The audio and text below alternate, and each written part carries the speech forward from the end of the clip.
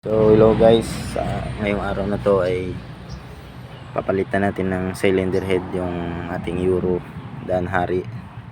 Yan, natanggal ko na yung mga cover tangke kasi papalitan ko siya ng head kasi gusto ko matanggal ito. Yan,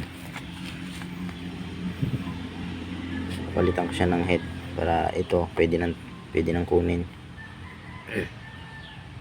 Yung sa iba naman ginagawa nila, tinatabunan lang ito ng bakal, pero yung sa akin gusto ko palitan siya ng head na pang Rossi, yung hindi siya Euro 3. So tatanggalin ko muna to, update ko na lang kayo kung tapos na.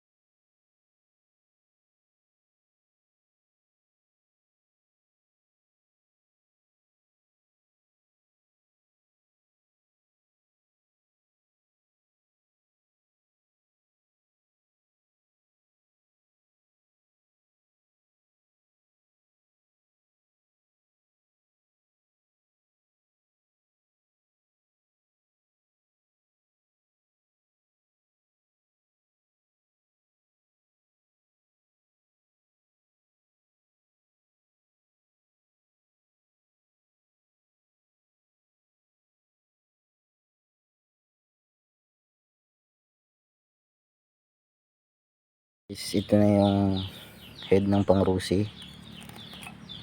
Yan yung ikakabit natin. Yan yung dating head ng ating Euro pang 150 din ito, Rossi 150, second hand lang.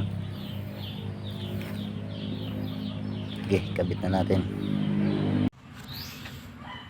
So ayun guys, nakabit na natin yung head.